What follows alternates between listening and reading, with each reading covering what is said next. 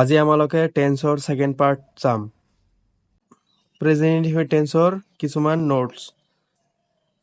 Present habitual action, বৰ্তমানৰ অভ্যাসগত কাম। তো বৰ্তমানৰ অভ্যাসগত কাম থাকিলে প্ৰেজেণ্ট ইনডিফিনিট টেন্সত ব্যৱহাৰ হয়। তো এটা এক্সাম্পল চাওক। He takes bath daily.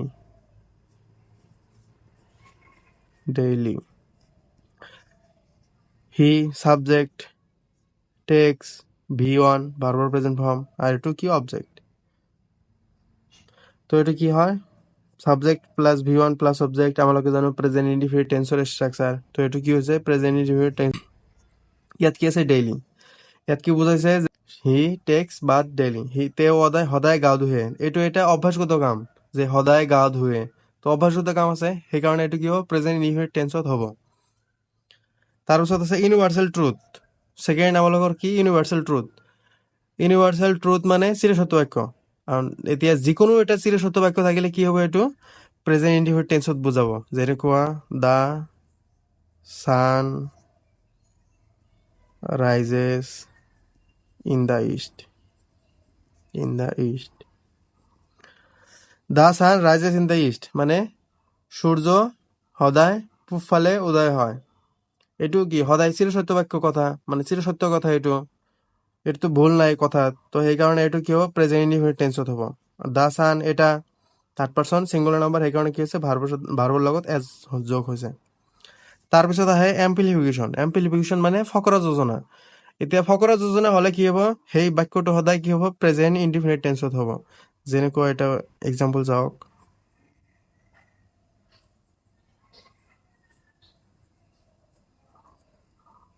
A sleeping fox catches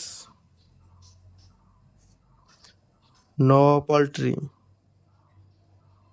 মানে শুই থকা শিয়ালে হাঁহ ধৰিব নোৱাৰে। এইবিলাক কি হ'ব ফকৰা যোজনা থাকিলে সেইবিলাক কি হ'ব প্ৰেজেন্ট ইনডিফিনিট টেন্সত হ'ব। তাৰপিছত আহে কি location.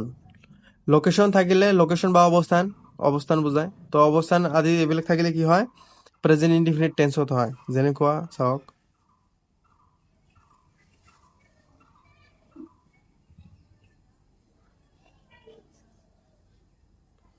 Dibrugarh stands on the bank of the Brahmaputra.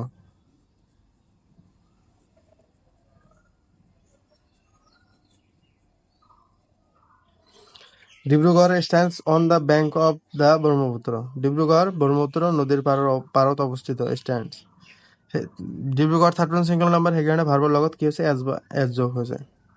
তো আমালোকে কি কৰিম, প্ৰেজেন্ট হেবিচুৱেল একশ্যন থাকিলে, ইউনিভাৰ্চেল ট্ৰুথ থাকিলে, এম্পলিফিকেশ্যন থাকিলে, লোকেশ্যন থাকিলে, এইবিলাক থাকিলে কি হ'ব সদায় প্ৰেজেন্ট ইনডিফিনিট টেন্সত হ'ব। আজিলৈ ইমানে থাকক।